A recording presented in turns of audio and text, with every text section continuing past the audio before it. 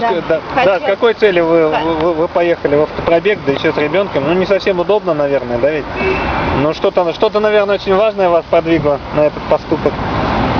Ну, да, дело в том, что какой творится беспредел в нашей стране, да, что с нами делает власть, это, я думаю, понятно каждому человеку, но многие занимают такую все-таки пассивную позицию, а наша жизнь, наша судьба, судьба нашей страны все-таки в наших руках, да, и какое будущее будет от этого, в каком будущем будут жить наши дети, то есть это вот зависит от нас.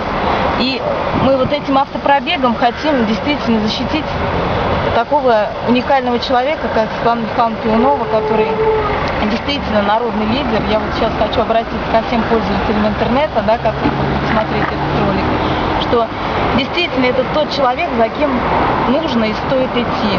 Давайте защитим Светлану Михайловну и, наконец-то, начнем нормальную, хорошую жизнь, уже выбрав настоящего лидера, который сможет нашу страну повести туда, где мы сможем жить счастливо, хорошо, да, безбедно, и будет всем поровну.